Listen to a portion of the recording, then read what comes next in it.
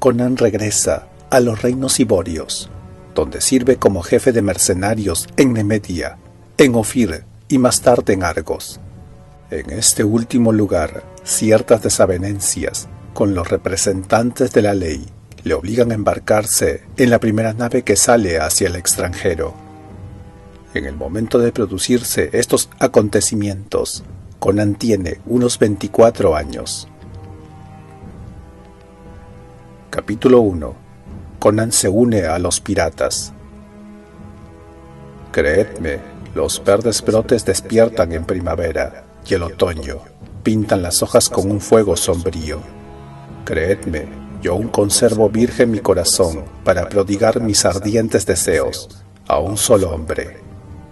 La canción de Belid. Los cascos del caballo resonaban en la calle que conducía a los muelles. La gente que gritaba y se apartaba a su paso tuvo visión fugaz de un jinete enfundado en una cota de malla que cabalgaba sobre un negro corcel, mientras su capa de color escarlata ondeaba al viento. Del otro extremo de la calle llegaba el clamor de sus perseguidores, pero el jinete no volvió la cabeza. Irrumpió en el embarcadero y detuvo el caballo al borde del muelle. Los marineros lo miraron boquiabiertos, mientras izaban la vela de franjas en el palo de la galera, una nave ancha y de proa alta.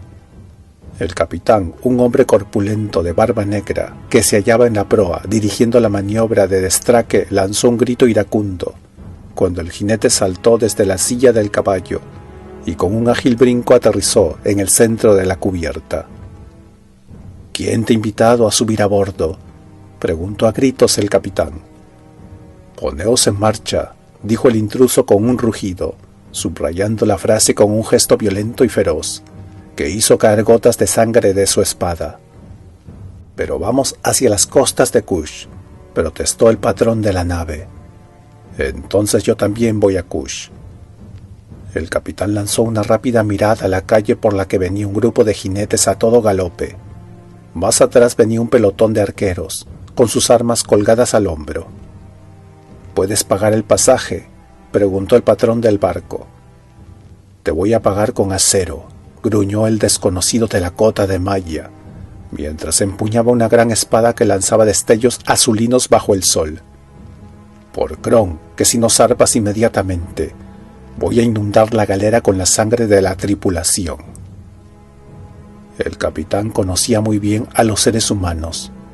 Echó un solo vistazo al rostro oscuro y lleno de pequeñas cicatrices del hombre de la espada, endurecido por la furia, y dio una orden a sus marineros.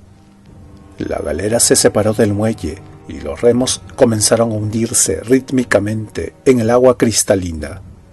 Luego una ráfaga de viento hinchó la vela mayor. La ligera nave escoró levemente al impulso de la brisa y avanzó como un cisne, cortando a su paso las olas y dejando un rastro de espuma. En el muelle, los jinetes agitaban sus espadas, lanzaban gritos de amenaza y daban órdenes que los del barco desoyeron, acuciando a los arqueros para que se colocaran al borde del embarcadero, antes de que la nave quedara fuera del alcance de sus armas.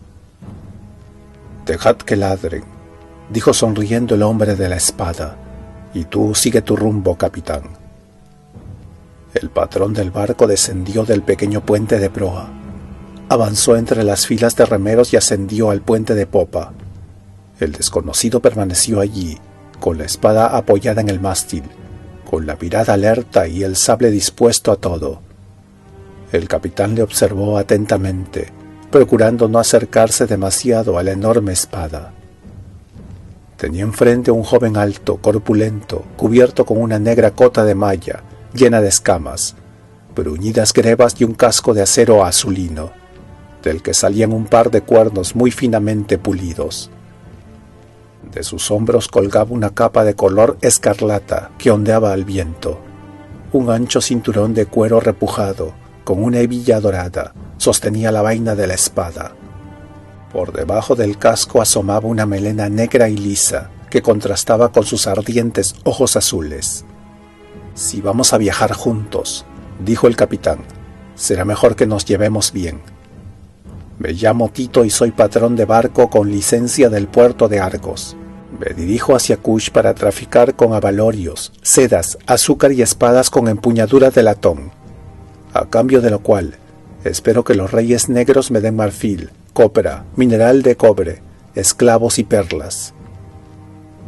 El hombre de la espada lanzó una mirada a los muelles, que iban quedando rápidamente atrás, y donde los jinetes todavía agitaban los brazos en vano, pues parecían no encontrar una embarcación lo suficientemente rápida como para perseguir a la veloz galera. «Yo soy Conan el Cimerio», repuso el joven. «He venido a Argos en busca de una plaza en el ejército, pero como no había ninguna guerra, me encontré sin trabajo». «¿Por qué te persiguen esos guardias?», preguntó Tito. «Sé que no es asunto mío, pero pensé que quizá». «No tengo nada que ocultar», dijo el cimerio. «Por Cron, aunque he pasado mucho tiempo entre vosotros, los hombres civilizados, todavía no entiendo vuestra forma de actuar». «Pues bien, anoche estaba en una taberna, y un capitán de la Guardia Real quiso abusar de la amiga de un soldado joven que, por supuesto, mató al oficial. Pero parece ser que hay una maldita ley que castiga severamente a quienes matan a los guardias del rey, y por ello el soldado y la muchacha tuvieron que huir. Se corrió el rumor de que me habían visto con ellos, y por eso me llevaron hoy ante el magistrado, que me preguntó hacia dónde habían huido los dos jóvenes. Yo respondí que puesto que él era mi amigo, no podía traicionarlo. El tribunal se indignó, y el juez, furioso, habló acerca de mis deberes hacia el Estado, la sociedad y otras cosas que no entendí, y me ordenó que revelara el paradero de mi amigo. Para entonces era yo quien me había enojado, pues ya había explicado claramente mi posición. Pero dominé mi ira y conservé la calma.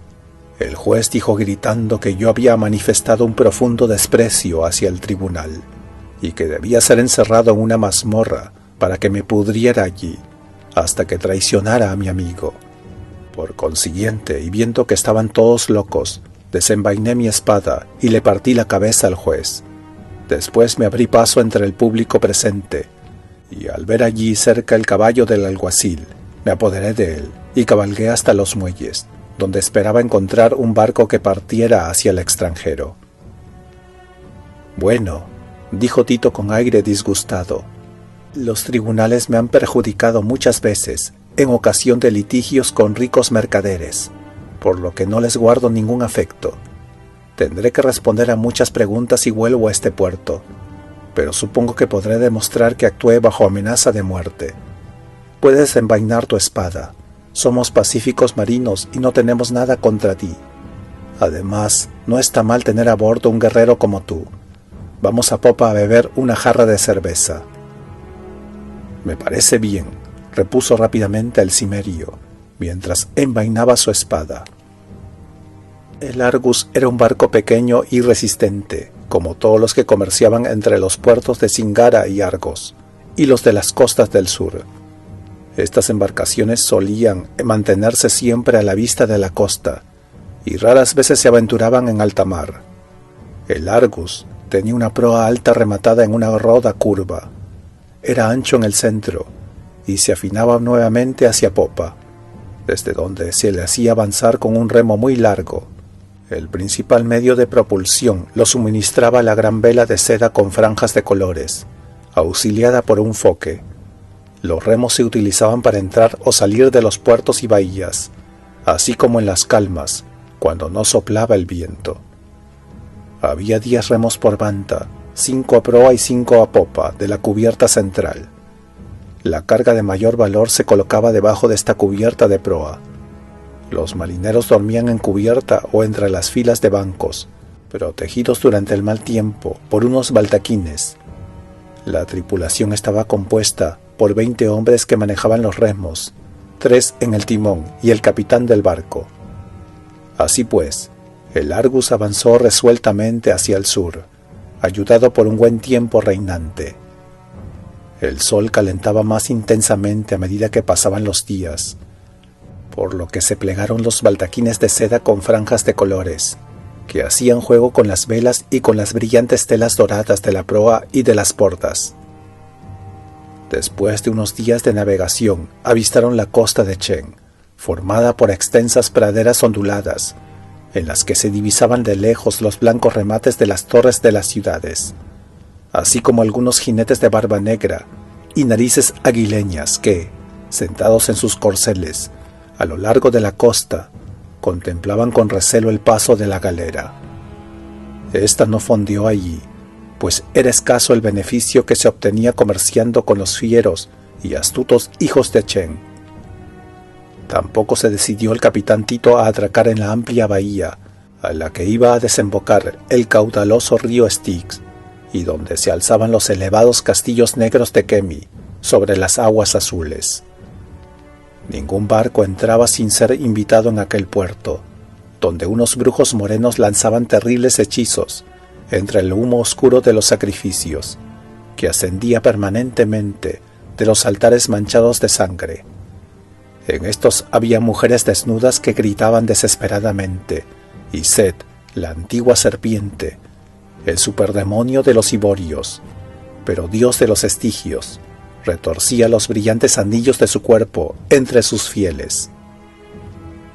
El patrón del barco se apartó de aquella costa de ensueño y de aguas transparentes, aun cuando tras un promontorio de tierra apareció una góndola con la proa en forma de serpiente y un grupo de desnudas muchachas morenas, con grandes flores rojas en el pelo, llamaban a los marineros y se ofrecían descaradamente, en poses incitantes. Luego dejaron de verse las brillantes torres de la costa. Habían dejado atrás la frontera de Estigia, navegaban a lo largo de las costas de Kush. El mar y sus caminos eran una fuente de misterios insondables para Conan, que había nacido y se había criado en las elevadas montañas del norte. Por su parte, el bárbaro también despertaba el interés de los rudos marineros, que jamás habían visto a un hombre de su raza. Eran marineros típicos de Argos, bajos y fornidos. Conan era mucho más alto que ellos, y dos juntos no alcanzaban a tener la fuerza del bárbaro. Aunque ellos eran resistentes y robustos, el cimerio tenía la fuerza y la vitalidad de un lobo, con los músculos duros y los nervios aguzados por la vida que solía llevar en las zonas más inhóspitas del mundo. El cimerio siempre tenía una sonrisa a flor de labios, pero era igual de rápido y terrible para la cólera. Conan tenía un apetito prodigioso, y las bebidas fuertes constituían su pasión y su debilidad. Era ingenuo como un niño en muchos aspectos, y no terminaba de acostumbrarse a los artificios de la civilización. Tenía una gran inteligencia natural, era muy celoso de sus derechos, y podía ser peligroso como un tigre hambriento. Aunque era joven por su edad, los viajes y las guerras lo habían endurecido, y su estancia en muchos países se hacía evidente en su indumentaria. El casco adornado con cuernos era característico de los rubios aesires de Norgem, su camisa de malla de acero, así como las placas para proteger sus extremidades, se contaban entre los trabajos más finos de los artesanos de Kod. La fina malla que protegía sus brazos y piernas era de Nemedia. La espada que ceñía el cinto era un enorme sable forjado en Aquilonia, y su magnífica capa de color escarlata solo podía ser producto de los telares de Ofir. Siguieron navegando hacia el sur. Al cabo de un tiempo, el patrón del barco comenzó a buscar con la mirada las aldeas de altas murallas, de las gentes de color. Pero al llegar a una bahía solo encontraron ruinas humeantes, y entre estas los cadáveres de negros desnudos. Tito lanzó un juramento. «Yo hice buenos negocios aquí en anteriores ocasiones», manifestó. «Esto es obra de los piratas». «¿Y si nos enfrentamos a ellos?», preguntó el cimerio mientras desenvainaba la espada. «Este no es un barco de guerra», repuso el capitán. «Nosotros escapamos, no luchamos. Sin embargo, algunas veces hemos vencido a la tripulación de un barco pirata, aunque nunca nos hemos enfrentado al Tigresa de Belit». «¿Quién es Belit?». la más salvaje y demoníaca de las mujeres. A menos que hayas visto mal, fueron sus carniceros quienes arrasaron esa aldea de la bahía. Ojalá pueda verla algún día colgando de un peñol. La llaman la reina de la Costa Negra. Es una mujer de raza chemita que manda sobre un grupo de hombres negros. Constituyen una amenaza para la navegación y ya han enviado a muchos buenos comerciantes al fondo del mar. Tito trajo del puente de popa unas chaquetas acolchadas, así como cascos de acero, arcos y flechas. De poco serviría enfrentarnos a ellos si nos atacan, dijo con un gruñido. Pero duele en el alma dar la vida sin presentar un poco de resistencia. Era justo el alba cuando el vigía lanzó una voz de alarma. En torno al extenso cabo de una isla situada a estribor, se deslizó la forma amenazante y esbelta de una larga galera con una cubierta que iba de proa a popa a más altura de lo normal.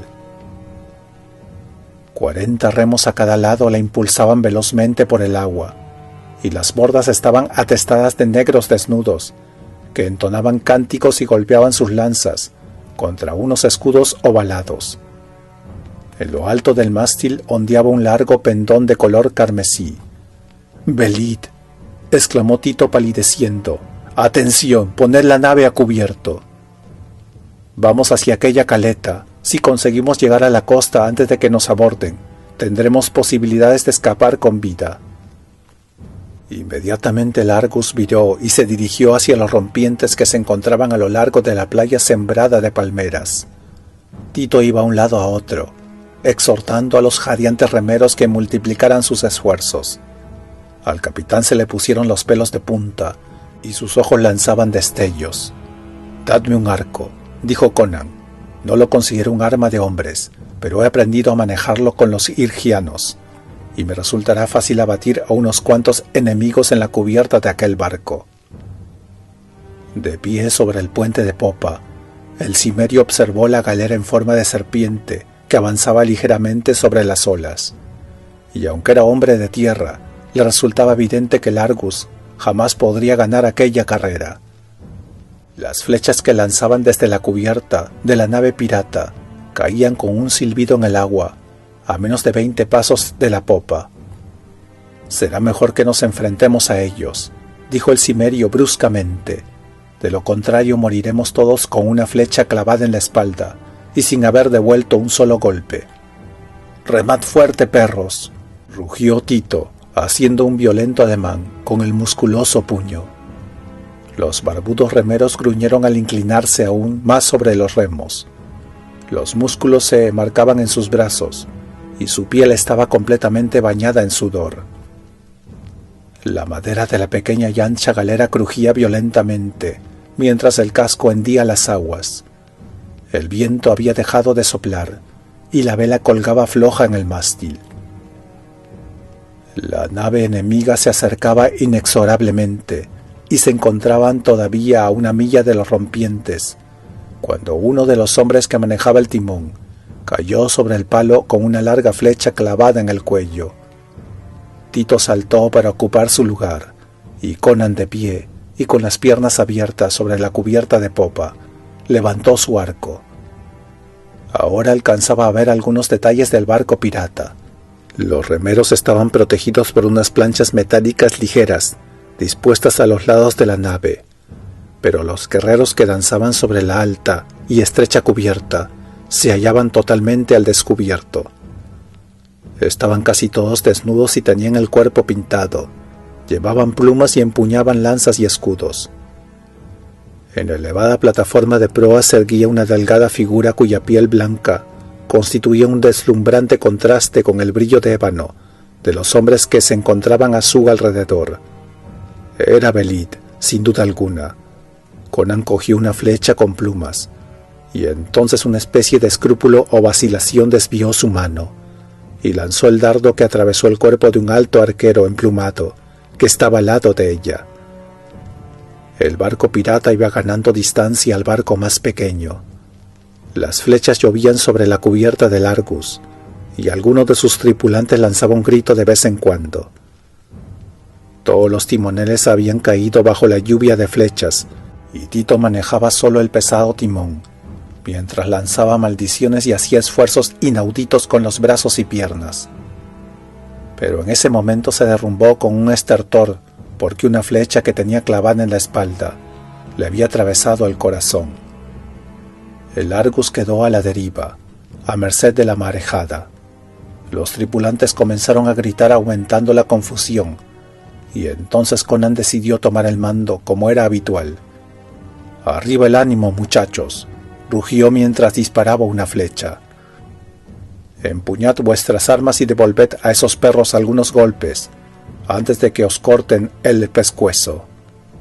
Ya de nada vale que os esforcéis sobre los remos, los tendremos a bordo antes de 50 remadas». Los remeros abandonaron a la desesperada los bancos y cogieron sus armas. Era una actitud valiente pero inútil. Tenían tiempo para arrojar algunas flechas antes de que los piratas estuvieran encima de ellos. Sin nadie que manejase el timón, el Argus se balanceaba con fuerza, y un momento después el espolón acerado de la proa de los atacantes chocó contra el barco mercante por el centro de la nave. Los resones crujieron.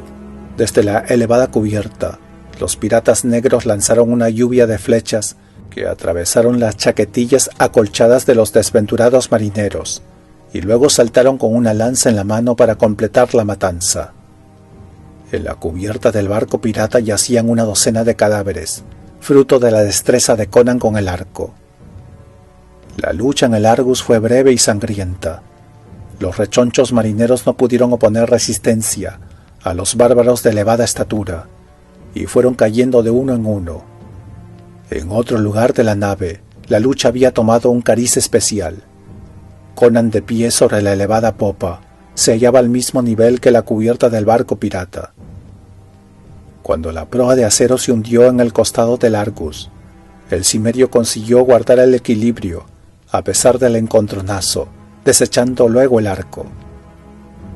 Un corsario de gran estatura saltó sobre la borda y fue recibido en el aire por el enorme sable de Conan, que le cortó en dos por la cintura, de modo que el tronco cayó hacia un lado y las piernas hacia el otro. A continuación, y con un estallido de furia que dejó un montón de cadáveres sobre la cubierta, Conan dio un gran salto por la borda y cayó de pie sobre la tigresa. En un instante, Conan se convirtió en el centro de un huracán de violencia. A su alrededor zumbaban las flechas y las lanzas, pero él se movía con una velocidad enceguecedora. Las flechas rebotaban en su armadura o azotaban el aire, al tiempo que su espada cortaba el aire con su son de muerte. La locura combativa de su raza se había apoderado de él, y con los ojos velados por una roja neblina irracional, hundía cráneos, aplastaba pechos, cercenaba miembros y desgarraba entrañas, dejando la cubierta llena de sangre y de despojos humanos. El espectáculo era espantoso. Invulnerable, con su cota de malla y con la espalda apoyada contra el mástil, el cimerio seguía amontonando cadáveres destrozados a sus pies, hasta que sus enemigos comenzaron a retroceder jadeando de miedo y de furia. Entonces, cuando los piratas lanzaron a un tiempo las lanzas con la intención de atacar, y Conan se puso en tensión dispuesto a saltar y a morir, un grito agudo detuvo los brazos en alto. Los gigantes negros se quedaron inmóviles, como estatuas de ébano, al igual que Conan, que se quedó rígido, con la espada chorreando de sangre. Belit lanzó delante de sus negros guerreros y les obligó a bajar las lanzas. Luego se volvió hacia Conan, con el pecho jadeante y los ojos centelleantes. Unos dedos fieros y ardientes estrujaron el corazón del cimerio, que se colmó de una fogosa admiración. La mujer era delgada, pero tenía formas de diosa, esbeltas y voluptuosas a un tiempo. Su único atuendo consistía en un ancho cinto de seda. Las blancas extremidades y las esferas marfileñas de sus senos hicieron latir el pulso de Conan con loca pasión, aún en medio del furor de la batalla pendiente. Sus cabellos eran oscuros como una noche de Estigia, y le caían en suave cascada sobre su delicada espalda. Sus ojos negros ardían cuando miraba al cimerio.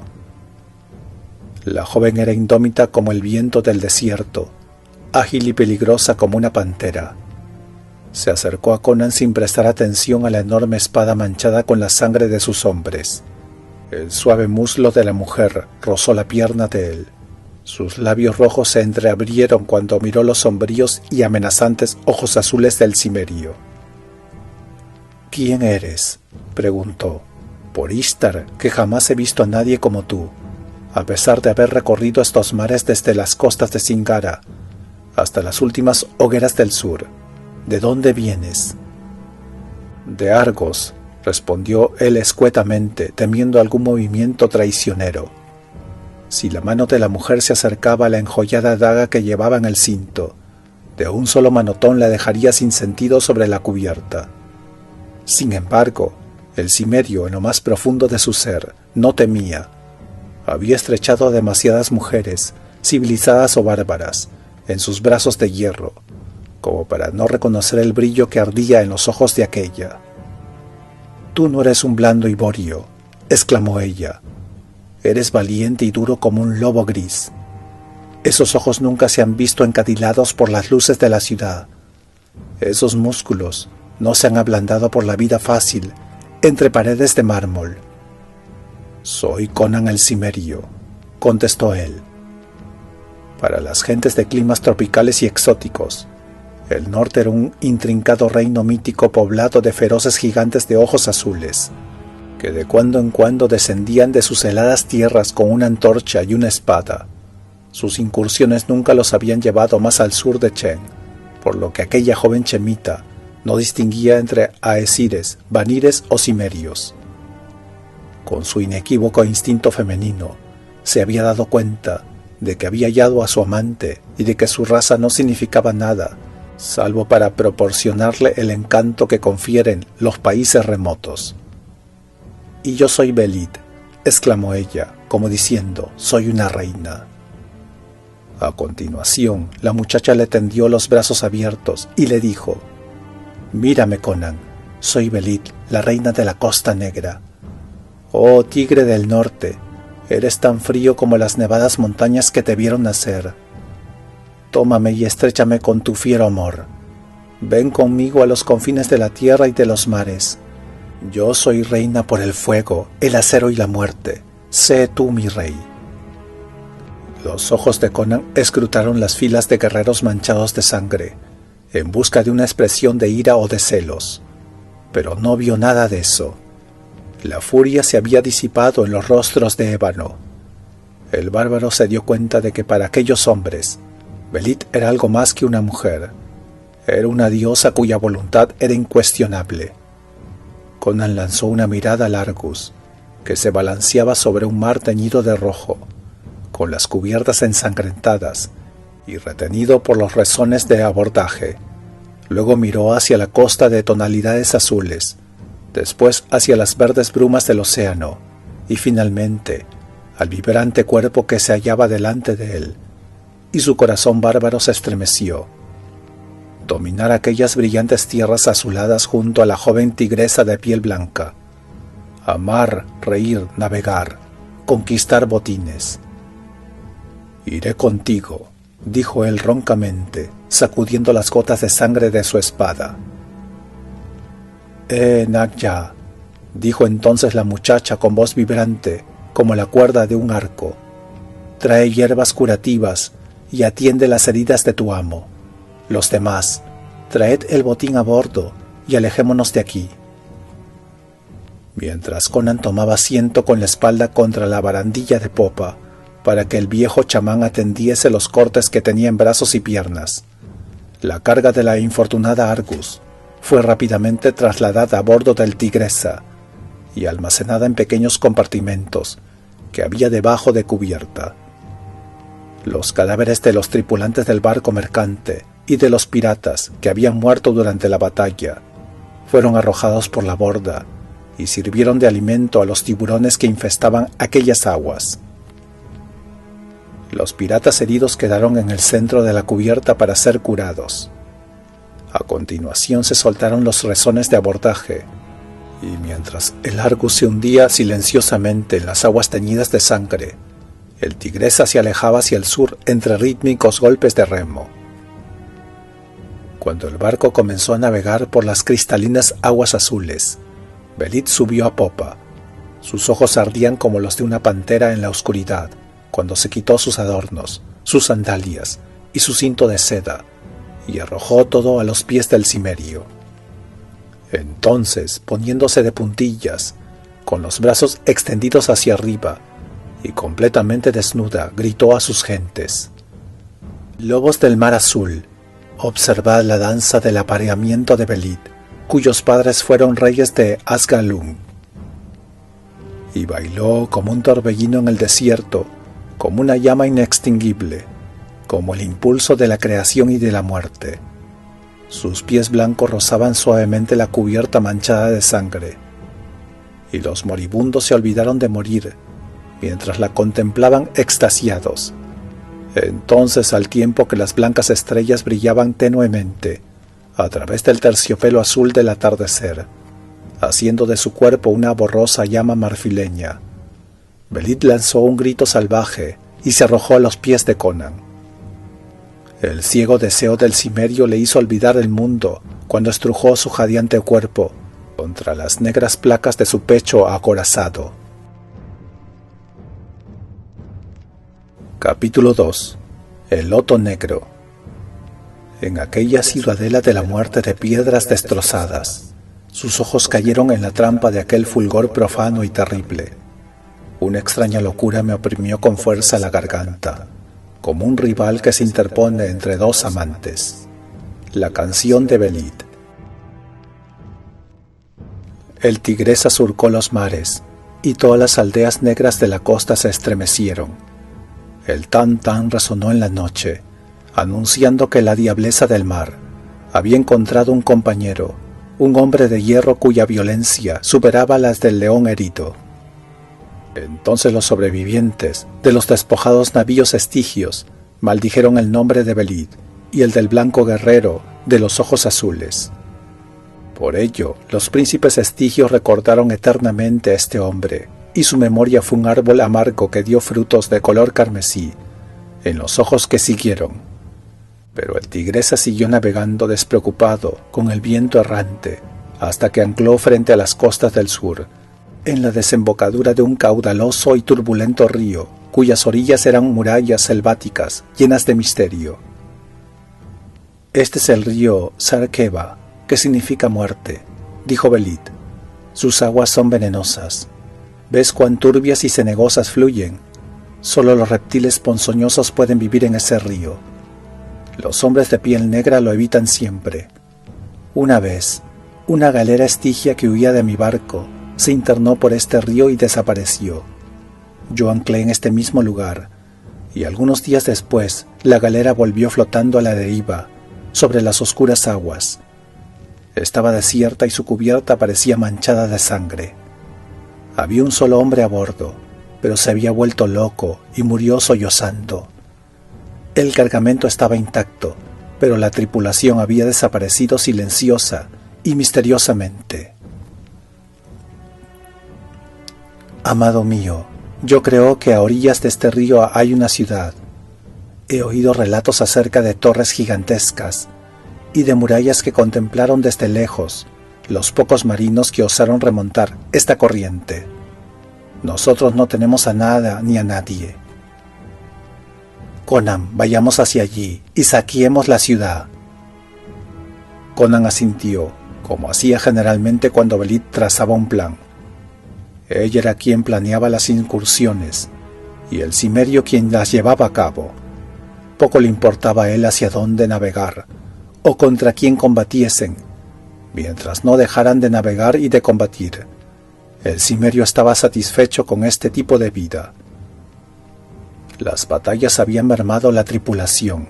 Solo quedaban unos 80 lanceros, apenas lo suficientes para la larga galera. Pero Belit no quería perder el tiempo navegando hacia el sur, hasta las remotas islas donde reclutaban a sus bucaneros. La fogosa muchacha estaba deseando emprender aquella aventura, Por consiguiente, el Tigresa se internó por la desembocadura del río. Los remeros tuvieron que esforzarse a fondo para superar el empuje de la caudalosa corriente. Doblaron el misterioso recodo que impedía la vista desde el mar, y al atardecer ya navegaban entre los bancos de arena en la que se movían extraños y ondulantes reptiles. Pero no vieron ni un solo cocodrilo, ni divisaron animal alguno, ni pájaros que acudieran a saciar su sed en aquellas aguas. Continuaron avanzando en la oscuridad que precede a la salida de la luna, entre costas que eran como sólidas empalizadas de una vegetación impenetrable, de donde llegaba de vez en cuando un misterioso rumor de crujidos y de pisadas sigilosas, y se divisaba el fulgor de unos ojos amenazantes. Y una vez que se oyó la voz inhumana y burlona de un mono, Belit dijo que las almas de los hombres malvados estaban presas en aquellos animales parecidos al hombre, como castigo por sus crímenes pasados. Pero Conan tenía sus dudas al respecto, porque en cierta ocasión había visto en una jaula de barrotes dorados de una ciudad hircania un animal triste de ojos abismales que, según le dijeron, era un mono y que no tenía nada de la demoníaca malevolencia que vibraba en la risa chillona que les llegaba desde la oscura selva. Entonces salió la luna como una mancha sanguinolienta con un halo negro, y de las orillas surgió una terrible algarabía, como saludándola. Los rugidos, aullidos y gritos hicieron temblar a los guerreros negros, pero aquel bullicio, según pudo notar Conan, procedía del interior de la selva, como si los animales, al igual que los hombres, huyeran de las negras aguas del Sarkeba. Elevándose por encima de la densa negrura de los árboles y de los imbriantes bosques frondosos, la luna plateaba la superficie del río, y la estela del barco se convertía en un centello de burbujas fosforescentes que se ensanchaba creando una luminiscencia de fulgurantes piedras preciosas. Los remos se hundían en las aguas y salían como empapados de plata helada. Las plumas de los guerreros se balanceaban bajo el viento, y las gemas de las empuñaduras y arneses resplandecían con una luz helada. La fría luz de la luna iluminaba también las joyas que adornaban los negros rizos de Belit, cuando extendió su hermoso cuerpo sobre una piel de leopardo, colocada sobre la cubierta. Apoyada sobre los codos y con la barbilla entre las manos, la joven observaba el rostro de Conan, que estaba acostado a su lado, con la oscura melena agitada bajo la tenue brisa. Los ojos de Belit eran como oscuras gemas que ardían a la luz de la luna. El misterio y el terror nos rodean, Conan, y nos deslizamos hacia el reino del horror y de la muerte, dijo Belit. ¿Tienes miedo? Por toda respuesta él se limitó a encoger los hombros, cubiertos con la cota de malla. Tampoco yo tengo miedo, repuso ella con aire meditabundo. Jamás lo tuve. He contemplado demasiadas veces los desnudos colmillos de la muerte. Dime, Conan, ¿temes a los dioses? Yo no pisaría sus sombras, contestó el bárbaro prudentemente. Algunos son malignos y otros son propicios, al menos, eso afirman sus sacerdotes. Mitra, la diosa de los iborios, debe ser una diosa fuerte, porque su pueblo ha construido ciudades en todo el mundo, pero hasta los iborios temen a Sed, y Bel, dios de los ladrones, es un dios bueno. Cuando yo era ladrón en Zamora, aprendí mucho de él. ¿Cómo son los dioses de tu pueblo? Nunca te he oído hablar de ellos. El dios principal es Kron, pero de nada vale invocarlo. Le importa muy poco si los hombres viven o mueren. Es mejor callar que reclamar su atención, ya que suele enviar desdichas y no fortuna. Es implacable y sin compasión, pero infunde poder para luchar y matar en el momento de nacer. ¿Qué más puede pedir un ser humano? ¿Y cómo es vuestro mundo más allá del río de la muerte?, insistió ella. En el culto de mis gentes no hay esperanza, aquí ni en el más allá, respondió Conan. En este mundo los hombres luchan y sufren en vano, y solo encuentran placer en el torbellino enloquecedor de la batalla. Una vez muertos, sus almas entran en un reino gris, lleno de nubes y azotado por vientos helados, donde vagan tristes y melancólicas durante toda una eternidad. Belit se estremeció y dijo: «Por mala que sea la vida, es mejor que semejante destino. ¿Tú qué crees, Conan?». El cimerio se encogió de hombros una vez más y dijo: «He conocido muchos dioses. Quien niegue su existencia está tan ciego como el que confía en ellos, con una fe desmesurada. Yo no busco nada después de la muerte. Puede que exista la oscuridad de la que hablan los escépticos nemedios, o el reino helado y nebuloso de Kron, o las llanuras nevadas o los grandes salones de piedra del Valhalla, de los habitantes de Norgem. No lo sé, ni me importa. Que me dejen vivir intensamente mientras viva. Quiero saborear el rico jugo de la carne roja y sentir el sabor ácido del vino en mi paladar, gozar del cálido abrazo de una mujer y de la jubilosa locura de la batalla cuando llamean las azules hojas de acero. Eso me basta para ser feliz. Que los maestros, los sacerdotes y los filósofos reflexionen acerca de la realidad y la ilusión. Yo solo sé esto, que si la vida es ilusión, yo no soy más que eso, una ilusión, y ella, por consiguiente, es una realidad para mí. Estoy vivo, me consume la pasión, amo y mato, con eso me doy por contento». «Pero los dioses son reales», dijo ella, siguiendo la línea de sus pensamientos. «Y por encima de todo están los dioses chemitas, Ishtar, Astoret, Terqueto y Adonis». Bel también es chemita, pues nació en la antigua Chumir, hace muchísimo tiempo, y entró en el mundo riendo con su barba rizada y sus ojos pícaros e inteligentes, a robar las joyas de los reyes de la antigüedad. «Existe la vida más allá de la muerte, yo lo sé, y también sé esto, Conan de Cimeria», dijo Belit poniéndose ágilmente de pie y estrechándole con un brazo de pantera. «Sé que mi amor es más fuerte que la muerte. Me has estrechado en tus brazos, jadeando con la violencia de nuestro amor. Me has cogido y estrujado y me has conquistado, atrayéndome el alma a tus labios, con la violencia de tus hirientes besos. Mi corazón está soldado al tuyo, mi alma es parte de tu alma.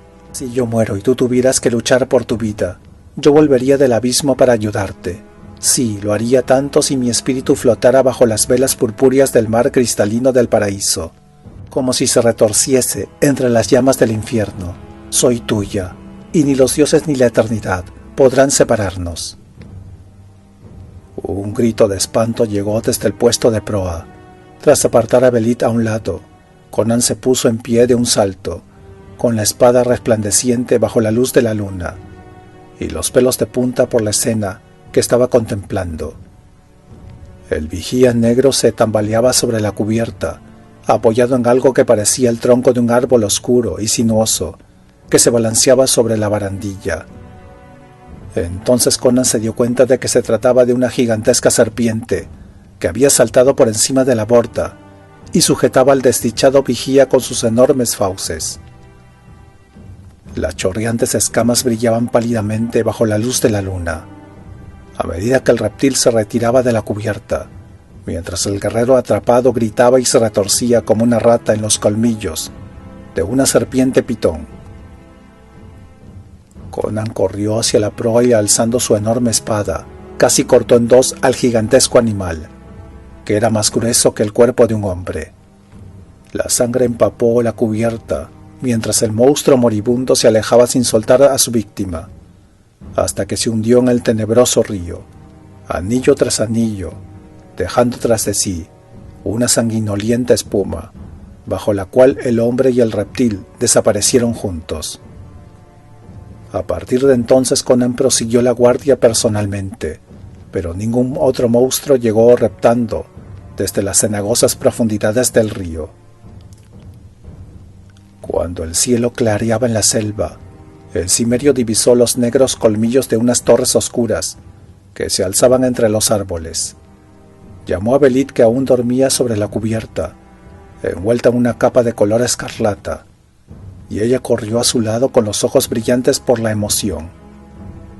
La joven ordenó a sus guerreros que preparasen los arcos y las flechas. Entonces sus hermosos ojos se abrieron desorbitados.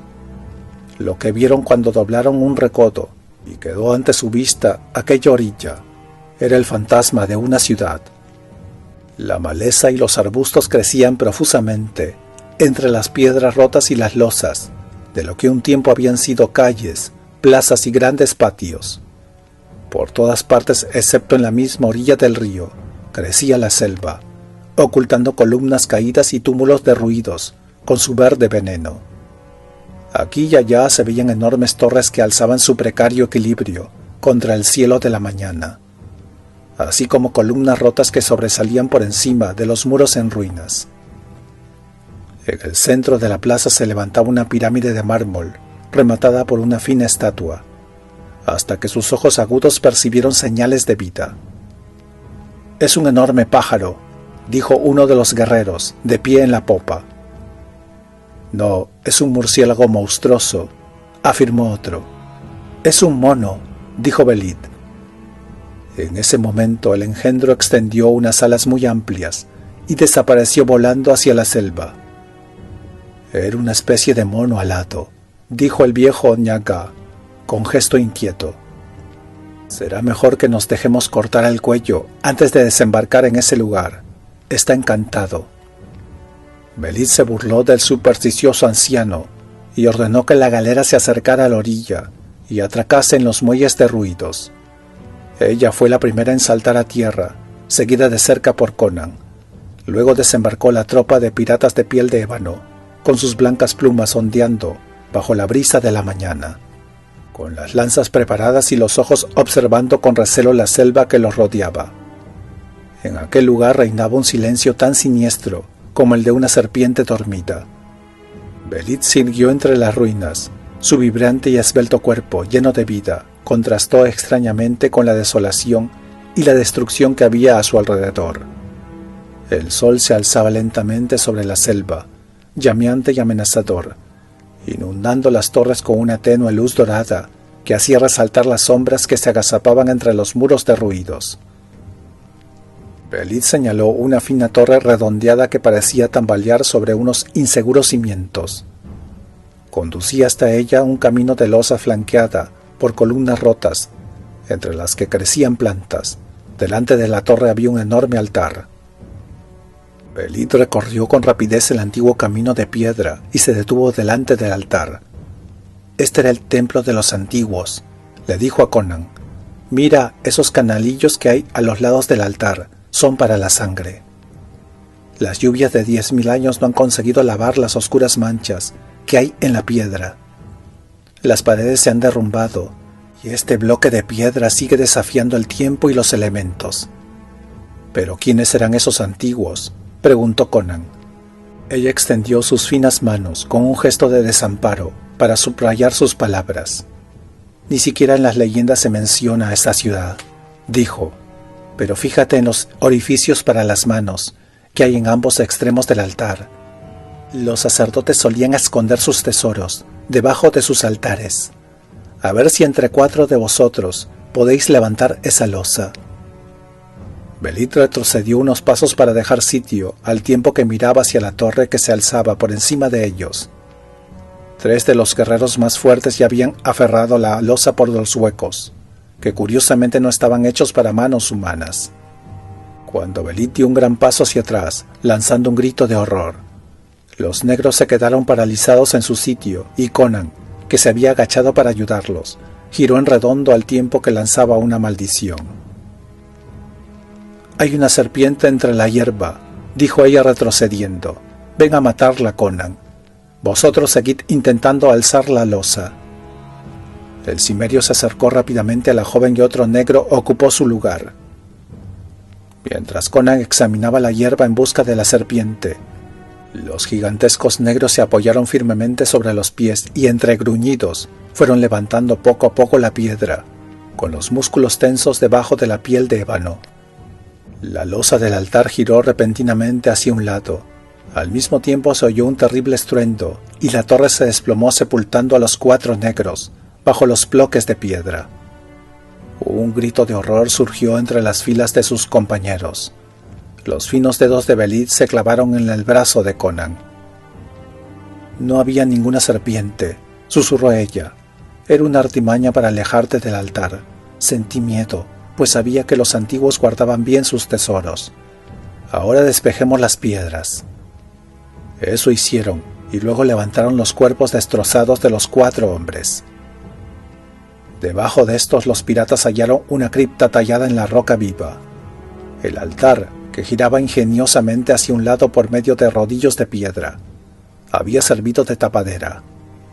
A primera vista parecía que la cripta estaba llena a rebosar de un fuego líquido que reflejaba la temprana luz del sol, con 1.000.000 de facetas resplandecientes. Allí, ante los ojos atónitos de los piratas, había una fortuna incalculable: diamantes, rubíes, sanguinarias, zafiros, turquesas, piedras de la luna, ópalos, esmeraldas, amatistas y otras gemas desconocidas, que relucían como los ojos de una mujer maligna.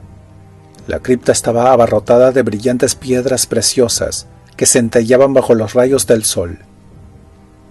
Al tiempo que lanzaba un grito, Belit se dejó caer de rodillas entre los escombros manchados de sangre, junto al borde de la cripta, y hundió sus blancos brazos hasta el hombro en aquel mar de esplendor. Luego retiró los brazos, aferrando algo que le hizo lanzar otro grito de asombro. Tenía en la mano una larga sarta de rubíes, que parecían coágulos de sangre, unidos por un grueso hilo de oro. Al reflejarse en el collar, la dorada luz del sol se convirtió en un resplandor rojizo. Los ojos de Belit parecían las de una mujer en trance. El corazón de los chemitas se emborrachaba con las riquezas y con el esplendor material, pero aquel espectáculo hubiera trastornado hasta el corazón del emperador de Chu Chang. «Recoged estas piedras preciosas, perros», gritó ella, sin poder dominar su emoción. «Mirad», un musculoso brazo negro señaló en dirección al tigresa, y Belit giró en redondo enseñando los dientes, como si esperara ver a un pirata rival acercándose para despojarla del botín. Pero solo vieron alzarse, por encima de la borda del barco, una oscura sombra que se alejó volando hacia la selva. «El mono maligno ha estado en nuestro barco», musitaron los negros inquietos. «¿Y eso qué importa?», exclamó Belit, lanzando un juramento, al tiempo que se alisaba un rizo rebelde con gesto impaciente. «Haced una litera con las lanzas y las capas, para cargar todas estas joyas. Conan, ¿dónde demonio vas?» «Voy a echar un vistazo a la galera», dijo el cimerio con un gruñido. Esa especie de murciélago pudo haber hecho un agujero en la base de la galera, sin que nos hayamos dado cuenta. El bárbaro corrió rápidamente por las destrozadas piedras del embarcadero y saltó hacia la nave. Después de examinar por un momento el barco bajo cubierta, Conan lanzó una maldición y echó una mirada en dirección al lugar por el que había desaparecido el monstruo alado. Volvió rápidamente hacia donde estaba Belit y extraía grandes puñados de piedras preciosas que pasaban a los hombres impacientes que se hallaban arriba. Sartas de heladas iridiscencias colgaban entre los oscuros dedos del negro. Eran como gotas de fuego rojo que formaban un increíble arco iris. El negro parecía un gigante a horcajadas sobre los llameantes pozos del infierno, con las manos llenas de estrellas. «Aquel maldito demonio volador ha agujereado las barricas de agua», dijo Conan. «Si no hubiéramos estado tan deslumbrados por esas piedras preciosas, hubiéramos oído el ruido que hacía el monstruo al acercarse. Fuimos necios al no haber dejado un centinela a bordo. No podemos beber el agua de este río. Voy a llevar 20 hombres para buscar agua fresca y potable en la selva». Ella le miró con expresión confusa, con los ojos velados por la extraña pasión que la embarcaba, mientras acariciaba con dedos nerviosos las piedras preciosas que llevaba en el pecho. «Esta también», repuso ella distraídamente, casi sin prestarle atención. «Está bien», repuso ella distraídamente, casi sin prestarle atención. Voy a hacer que lleven el tesoro a bordo. La selva se cerró rápidamente detrás del grupo, al tiempo que la luz cambiaba del oro intenso al gris sombrío. De las ramas que formaban arcadas caían enredaderas que parecían serpientes. Los guerreros avanzaban en fila india, como negros fantasmas, deslizándose bajo la luz crepuscular. Dentro de la selva la vegetación era menos densa de lo que Conan había pensado. El suelo estaba blando, pero no húmedo. Al alejarse del río, se inclinó poco a poco formando pendiente. Cuanto más se internaba por la verde espesura, menores señales había de proximidad de agua, ya sea de fuentes o de pozos. Conan se detuvo súbitamente. Sus guerreros le imitaron y se quedaron inmóviles, como estatuas de basalto. En el tenso silencio que siguió, el cimerio dijo en voz baja a Nagora, un hombre de confianza: «Seguid derecho hasta que no podáis verme, entonces deteneos y esperadme. Creo que nos están siguiendo, he oído algo». Los negros parecían inquietos, pero obedecieron. Mientras ellos seguían su camino, Conan se ocultó rápidamente detrás de un enorme árbol, al tiempo que miraba hacia el lugar por el que había venido. De aquella espesa vegetación podía surgir cualquier cosa, pero no ocurrió nada, y los débiles sonidos de la marcha de los lanceros se apagaron a lo lejos. De pronto el cimerio sintió que el aire estaba impregnado de un aroma exótico. Algo le rozó suavemente la sien. Conan se volvió con rapidez. Desde una mata cuyas hojas tenían formas muy extrañas, unas enormes flores negras se inclinaron hacia él. Una de ellas era la que le había tocado. Parecía llamarle arqueando sus tallos en señal de invitación. Se extendían y susurraban, aunque no soplaba la menor brisa. Conan retrocedió rápidamente al reconocer el loto negro, cuya savia era mortal, y cuyo perfume producía un sopor con sueños terribles. El cimerio ya comenzaba a sentir un ligero letargo. Trató de desenvainar la espada para cortar los ondulantes tallos que se cernían sobre él, pero sus brazos se quedaron inertes a ambos lados del cuerpo. Abrió la boca para llamar a sus guerreros, pero de ella no salió más que un débil jadeo. Unos segundos después, la selva empezó a dar vueltas con asombrosa rapidez, y Conan comenzó a ver todo borroso. No, oyó los gritos de espanto que se escuchaban un poco más allá, pues se le doblaron las rodillas y cayó al suelo sin sentido. Por encima de su cuerpo postrado, las enormes flores negras se balanceaban en el aire sin que las moviera el viento. Capítulo 3. Horror en la selva. Fue un sueño lo que trajo el loto negro. Entonces, maldito sea el sueño que angustió mi vida, y maldita la rezagada hora que no ve la cálida sangre goteando del cuchillo de color carmesí. La canción de Belid. Primero fue la oscuridad del vacío más absoluto, en el que soplaban fríos vientos del espacio cósmico. Luego unas formas vagas, monstruosas y etéreas se agitaron en el sórdido escenario de la nada, como si la oscuridad hubiera adoptado una forma material. El viento siguió soplando hasta que se formó un vórtice, una pirámide giratoria de rugiente negrura, del que salió la forma y la dimensión. Y de pronto, como si fueran nubes, las tinieblas se desvanecieron y una enorme ciudad de piedra de color verde oscuro se alzó a orillas de un río caudaloso que fluía por unas planicies sin límites. Por aquella ciudad se movían unos seres de formas extrañas. Aunque fundidos en el molde de la humanidad, se veía claramente que no eran hombres. Tenían alas y eran de dimensiones gigantescas. No provenían de una rama del misterioso tronco cuya evolución culminó con el ser humano, sino que se trataba del fruto maduro, de un árbol diferente y extraño. Aparte de sus alas, aquellos seres se parecían físicamente al hombre en la misma medida en que éste se parece a los grandes monos. En desarrollo espiritual, estético e intelectual, eran superiores al hombre de la misma manera que éste superior al gorila. Pero cuando construyeron su gigantesca ciudad, los primitivos antepasados del hombre Aún no habían surgido del limo de los océanos primordiales. Estos seres eran mortales, del mismo modo que lo es todo lo que está hecho de carne y sangre. Nacían, amaban y morían, si bien vivían muchísimos años. Entonces, después de incontables millones de años, se inició el cambio. El paisaje tembló como si fuera una imagen proyectada en una cortina agitada por el viento.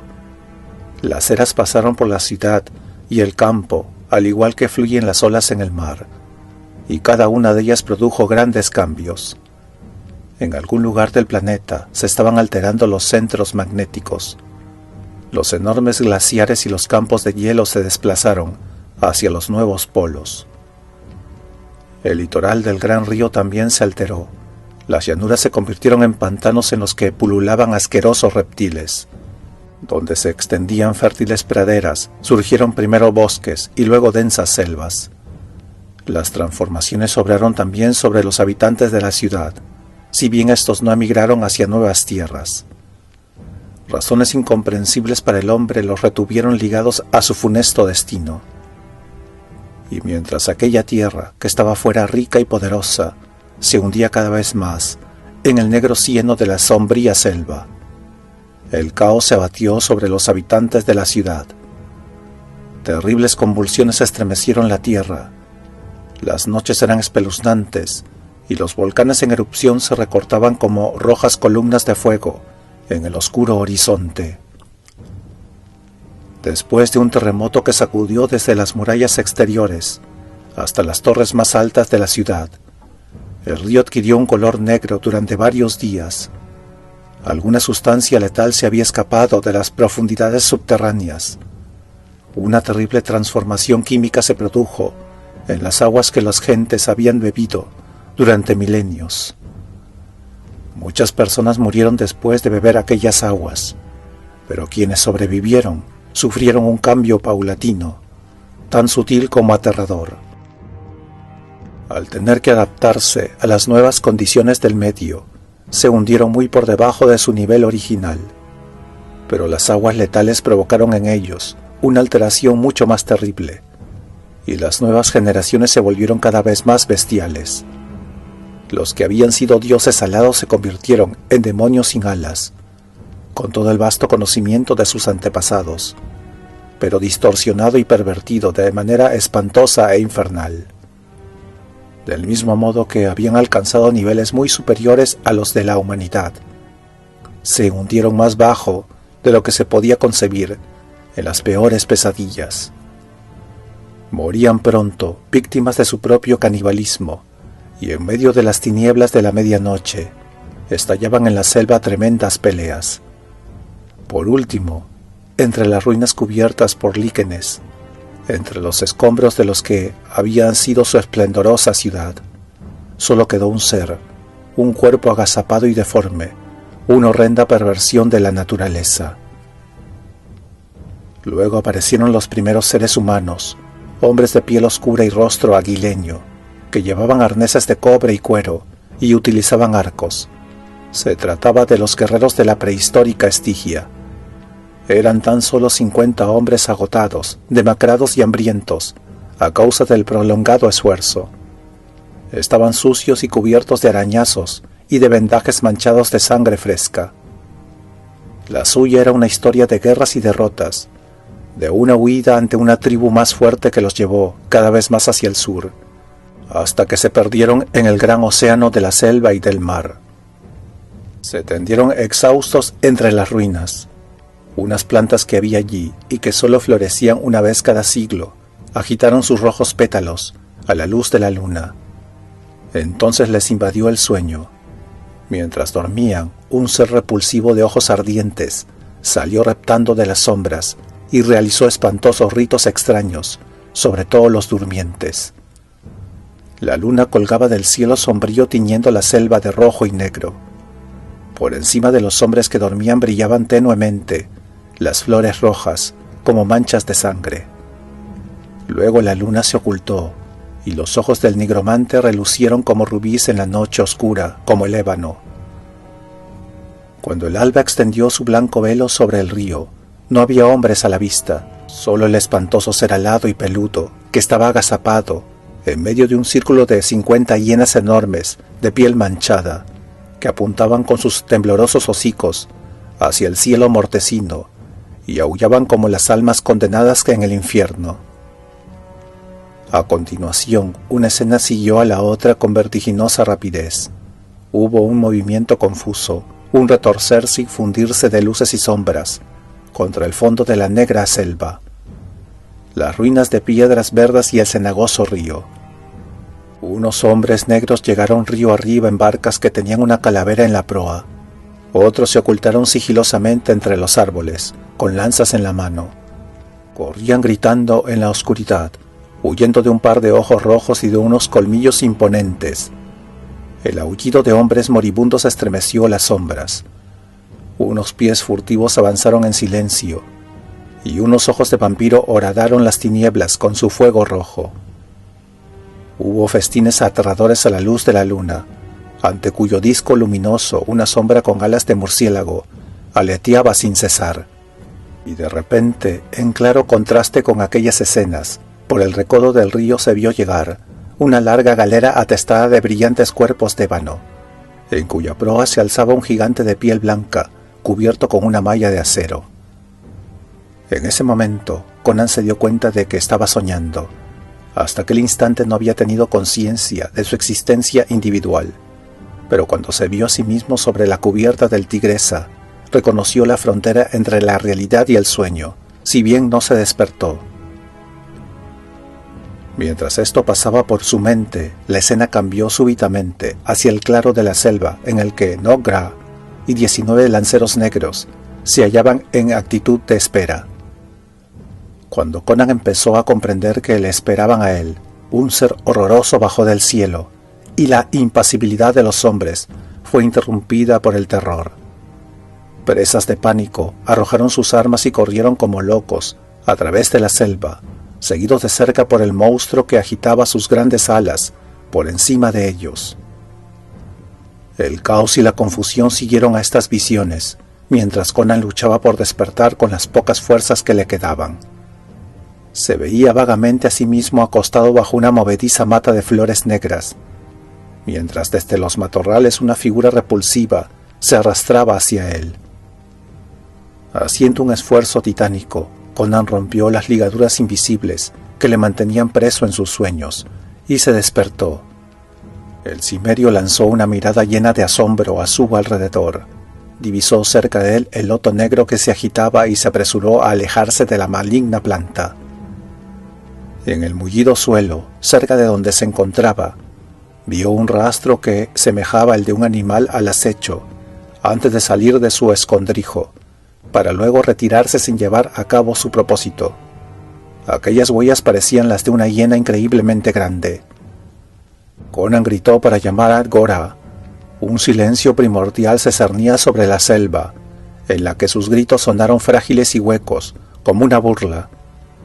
No podía ver el sol, pero su instinto de hombre salvaje conocedor de la naturaleza le indicó que el día llegaba a su fin.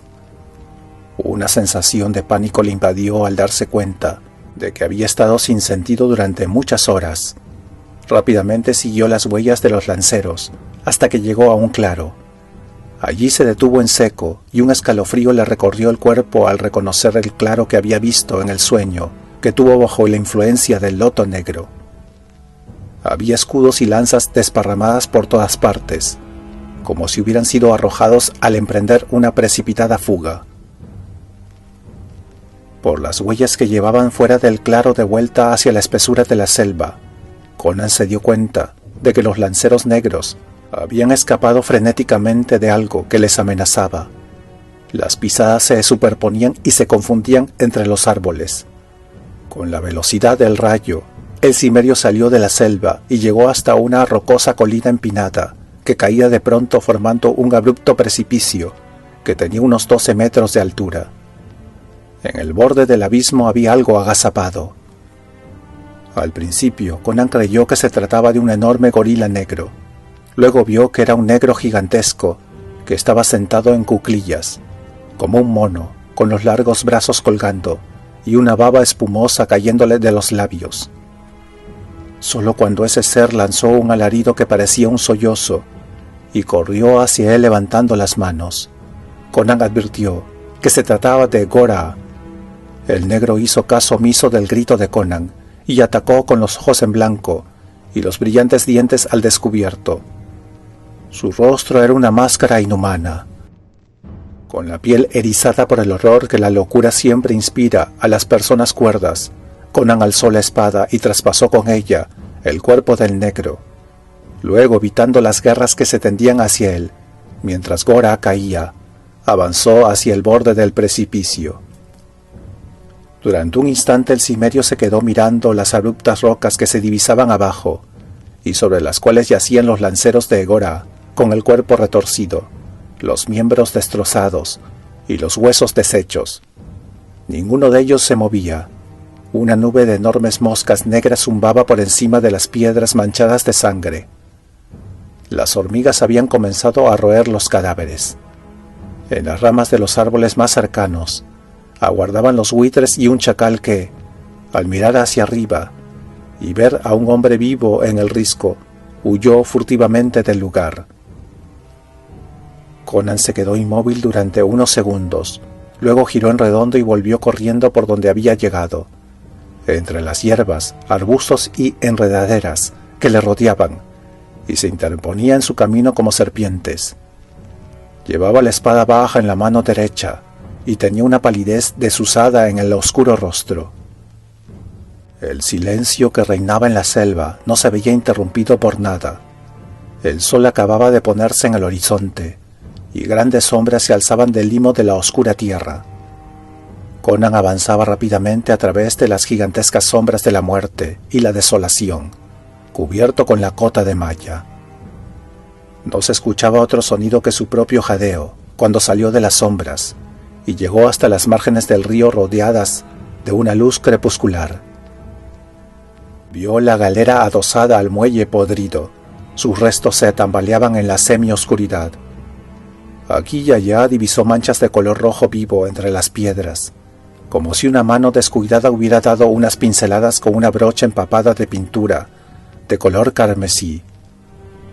Conan adivinó nuevamente la presencia de la muerte y de la destrucción. Frente a él yacían sus hombres, tendidos en el espacio que iba desde el límite de la selva hasta la orilla del río, entre las columnas rotas y a lo largo de los muelles derruidos, mutilados y devorados a medias, como tristes remedos de seres humanos.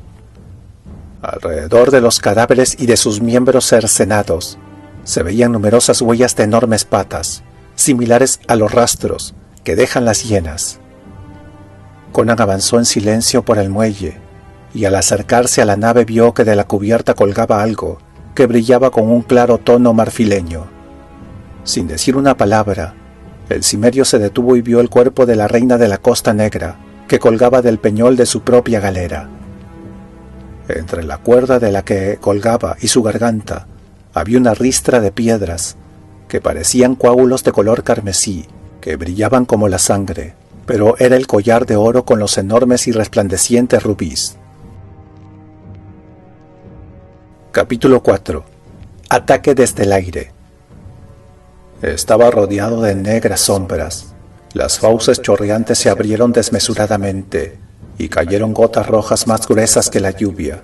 Pero mi amor era más fuerte que el negro hechizo de la muerte, y ni siquiera las puertas de hierro del infierno podrían alejarme de su lado. La canción de Belid. La selva era como un gigante negro que sostenía las ruinas de piedra entre sus hercúleos brazos. Aún no había salido la luna y las estrellas eran fragmentos de ámbar incandescente en un firmamento en el que le esperaba la muerte agazapada. Conan el cimerio estaba sobre la pirámide situada entre las torres derruidas, sentado como una estatua de hierro, con la barbilla apoyada en sus fuertes puños. En las oscuras sombras se oyeron unos pasos quedos, y se vio el fulgor de unos ojos rojos. Los muertos yacían en la misma posición en la que habían caído, pero en la cubierta del Tigresa, en una pira hecha con bancos rotos, trozos de lanza y pieles de leopardo, dormía la reina de la Costa Negra su último sueño, con el botín amontonado a su alrededor. Sedas, telas de oro, galones de plata, cofres llenos de joyas y de monedas de oro, lingotes de plata y teocalís dorados. Pero del botín de la ciudad maldita solo podían hablar las turbias aguas del Sarkeva, en las que Conan lo había arrojado al tiempo que lanzaba una maldición pagana. Ahora estaba sentado con gesto hosco en la pirámide, esperando a sus invisibles enemigos. La negra furia que alentaba en su corazón había alejado de él todo vestigio de temor. No sabía qué sombras podían surgir de la oscuridad, ni le importaba demasiado. Tampoco dudaba acerca de la veracidad de las visiones del loto negro.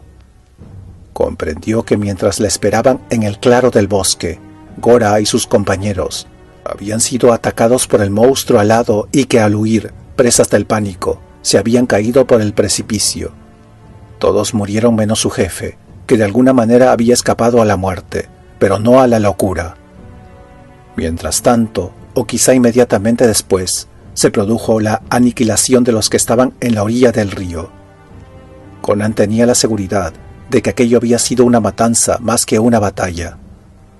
Dominados por el terror supersticioso, los negros murieron probablemente sin devolver un solo golpe, en defensa propia, cuando se vieron atacados por sus inhumanos enemigos. El cimerio no comprendía por qué le perdonaban la vida tanto tiempo, a menos que el ser maligno que dominaba aquel lugar quisiera mantenerlo vivo para torturarlo con la pena y el miedo. Todo apuntaba hacia una inteligencia humana o sobrehumana, la destrucción de las barricas de agua para dividir a los piratas, el hecho de haber atraído a los negros hacia el precipicio, y el último y más significativo detalle, la burla atroz del collar de rubíes, anudado como el dogal de un ahorcado alrededor del blanco cuello de Belit. Habiendo dejado, pues, al cimerio como víctima escogida, y tras haberle infligido una refinada tortura mental, era probable que el desconocido enemigo concluyera el drama matándole a él también. Los ojos de Conan se iluminaron con una cruel sonrisa de hierro al pensar en esto. La luna se alzó arrojando fuego sobre el casco de cuernos del cimerio. De repente el aire nocturno entró en tensión y la selva entera contuvo el aliento. Instintivamente, Conan comenzó a desenvainar su enorme espada. La pirámide sobre la que se encontraba tenía 4 caras. Una, la que daba a la selva, tenía unos amplios escalones. El cimerio sostenía en una mano un arco chemita con el que Belit había enseñado a usar a sus piratas, y a sus pies había un montón de flechas con plumas. Finalmente algo se movió en la oscuridad, recortándose súbitamente contra la luna que se alzaba en el horizonte. Conan vio una cabeza y unos hombros oscuros, de aspecto bestial, y detrás de aquel engendro llegaban corriendo rápida y silenciosamente 20 hienas de piel manchada.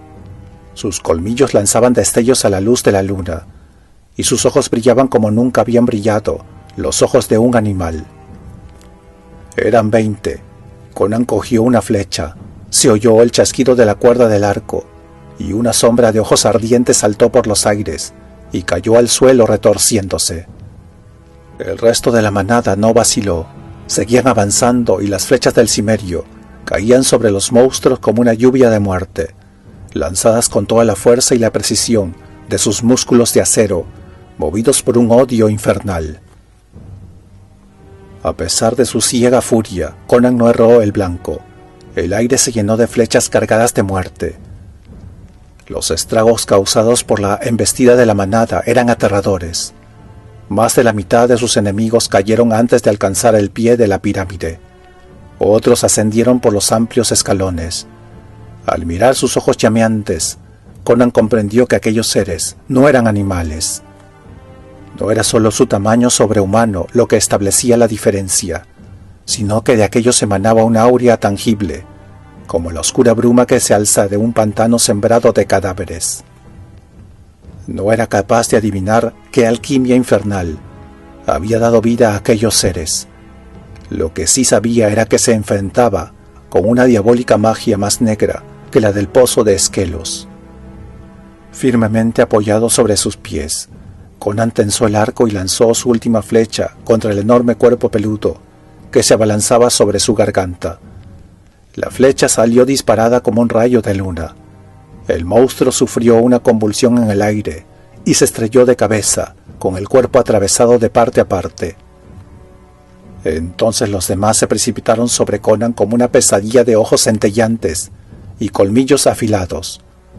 Su enorme espada dio cuenta del primer atacante, pero el desesperado embate de los demás le hizo caer al suelo.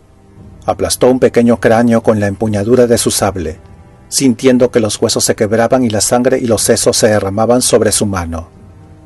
Luego dejó caer la espada, pues de nada le valía ante la proximidad de sus enemigos, y aferró la garganta de dos de los monstruos que lanzaban zarpazos y dentelladas, con una furia silenciosa. Un intenso olor acre inundaba sus fosas nasales, y el sudor le cegaba. Solo la cota de malla le había salvado hasta ese momento de quedar destrozado en un segundo. Su mano derecha asió por el velludo cuello a un adversario, y la izquierda, no pudiendo aferrar otra garganta, apresó una pata de la fiera y se la rompió. Un breve quejido, el único grito aterradoramente semihumano que se oyó en aquella lúgubre batalla, partió de las fauces de la bestia. Ante el espantoso horror que le produjo ese grito infrahumano, Conan aflojó involuntariamente a su presa. Otro de sus malignos enemigos, con la sangre chorreando de la destrozada yugular, saltó sobre Conan en un último espasmo de violencia y le clavó los colmillos en el cuello, si bien cayó muerto en el mismo instante. La otra fiera, apoyándose en sus 3 patas ilesas, se abalanzó sobre el vientre del cimerio, lanzando dentelladas como un lobo, y le destrozó varios eslabones de su cota de malla. Conan esquivó a la bestia agonizante y la levantó con un esfuerzo que hizo surgir un quejido de sus labios manchados de sangre. Se tambaleó por un momento, sintiendo el aliento fétido y caliente del monstruo sobre su rostro, con las mandíbulas chasqueando al lado de su cuello, y luego le arrojó con violencia. Enseguida se oyó el crujido de los huesos rotos, al chocar contra los escalones de mármol. Mientras se tambaleaba, tratando de recobrar el equilibrio y el aliento, el cimerio oyó el espantoso aleteo de un murciélago. Conan se puso nuevamente a la defensiva, sacó rápidamente su espada y la empuñó con fuerza, asestando un mandoble con las 2 manos. Luego sacudió la sangre que empañaba sus ojos y su rostro, para mirar al cielo con intención de ver a su alado enemigo. Pero en el lugar del esperado ataque procedente del aire, Conan notó súbitamente que la pirámide se tambaleaba, y vio que la elevada columna que estaba junto a él oscilaba como un péndulo. Aferrándose a la vida con todas sus fuerzas, Conan saltó lo más lejos que pudo. Sus pies dieron en un escalón situado hacia el centro de la pirámide, y el siguiente salto le impulsó lejos del monumento. En el momento en que sus talones se apoyaban en el suelo, por un instante cataclísmico, del cielo parecieron llover fragmentos de piedra y de mármol. Poco después la luna iluminaba con su luz blanquecina un montón de escombros. Conan se quitó de encima los pequeños trozos de piedra que cubrían parte de su cuerpo, y en ese momento un fuerte golpe le despojó del casco y le dejó momentáneamente aturdido. Encima de sus piernas tenía un enorme fragmento de columna que lo inmovilizaba contra el suelo. No sabía si sus extremidades estaban rotas o no. Sus negros rizos estaban impregnados de sudor, y la sangre le goteaba de las heridas que había recibido en la garganta y en las manos. El cimerio levantó un brazo para tratar de liberarse de los escombros que lo aprisionaban. Entonces algo descendió de las estrellas y cayó a su lado sobre el césped. Conan se dio media vuelta y vio, al ser alado, con la velocidad de un rayo, el monstruo se precipitó sobre el cimerio, que pudo ver fugazmente al ser que le atacaba. Era una figura gigantesca, humanoide, de piernas arqueadas, peludos brazos atrofiados, enormes garras negras y una cabeza deforme en cuyo rostro solo se distinguía un par de ojos inyectados en sangre. Esa cosa no era humana, ni animal, ni demoníaca, aunque estaba dotada de características infrahumanas y sobrehumanas a la vez.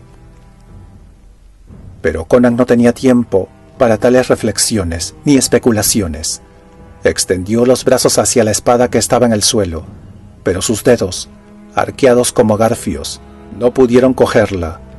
Lleno de desesperación, trató de empujar el trozo de columna que inmovilizaba sus piernas, y las venas de las sienes se le hincharon por el esfuerzo.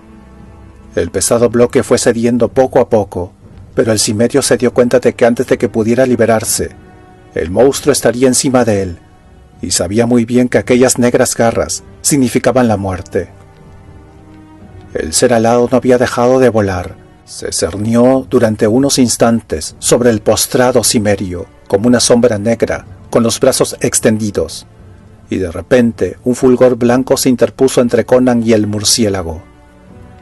En un instante enloquecedor, ella estaba allí, con su cuerpo tenso y blanco, vibrante de fiero amor como una pantera. El asombrado cimerio divisó entre su cuerpo y la muerte que se abalanzaba sobre él, el esbelto cuerpo blanco como el marfil.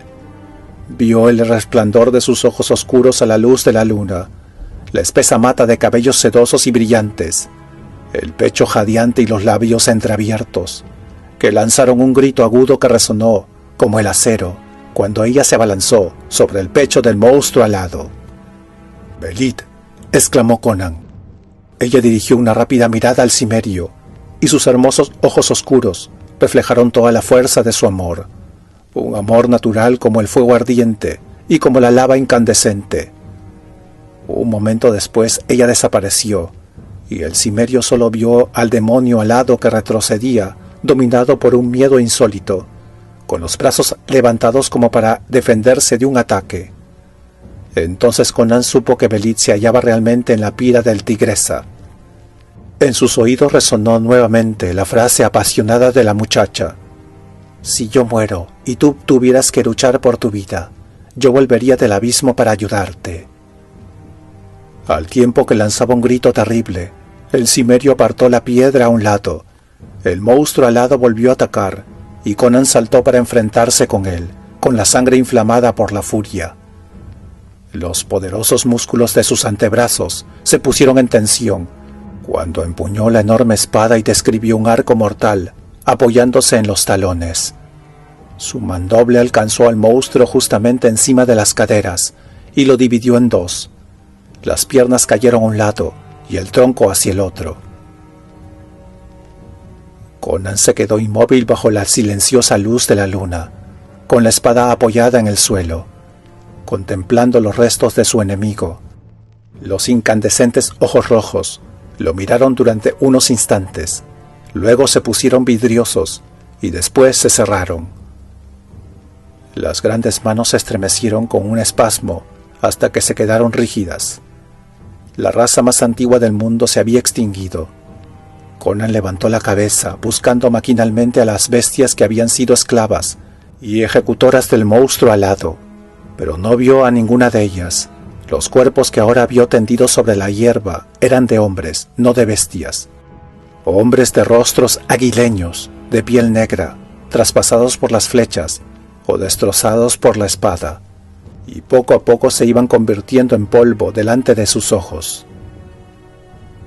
¿Por qué el amo alado no había acudido en ayuda de sus esclavos mientras Conan luchaba contra ellos? ¿Acaso temía ponerse al alcance de unos colmillos que podían volverse contra él? La astucia y la cautela se habían albergado en aquel cráneo deforme, pero al final no le había servido de nada. El cimerio dio media vuelta y se encaminó hacia los muelles derruidos. Llegó hasta la galera y subió a bordo. Hizo unos cuantos cortes en las cuerdas, y la nave quedó a la deriva. Luego se dirigió al puente. El Tigresa se abalanceó sobre las turbias aguas y se deslizó lentamente hacia el centro del río, hasta que la corriente lo arrastró.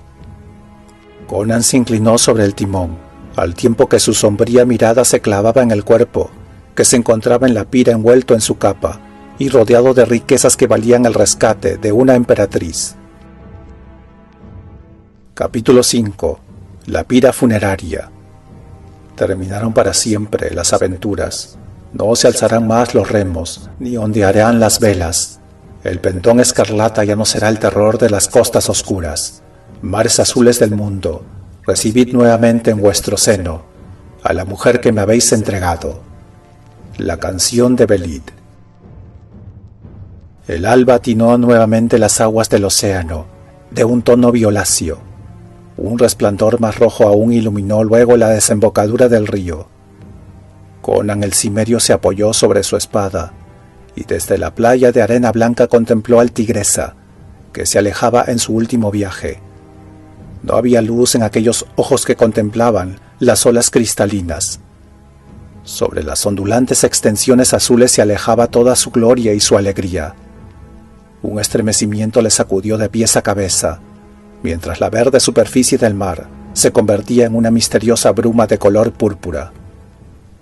Belid había formado parte del mar, al que había conferido esplendor y vitalidad. Sin ella, los océanos habrían sido una vasta extensión desolada y triste. La joven había pertenecido al mar, y él la devolvía a su insondable misterio. No podía ser más. Para Conan, el radiante esplendor azul era más odioso, aún que los verdes bosques, que susurraban a sus espaldas, y a los que debía regresar. No había nadie conduciendo el timón del Tigresa, ningún remo impulsaba la nave sobre las aguas, pero un viento límpido y fresco henchía la gran vela de seda, y al igual que un cisne salvaje se remonta al cielo para buscar su nido, así avanzó la galera mar adentro, mientras las llamas ascendían cada vez más alto desde la cubierta, lamiendo el mástil y envolviendo el cuerpo cubierto con su capa de color escarlata. Así desapareció la reina de la Costa Negra. Siempre apoyado en su espada manchada de sangre, Conan permaneció en silencio hasta que el rojo fulgor se hubo desvanecido entre las brumas azules del horizonte.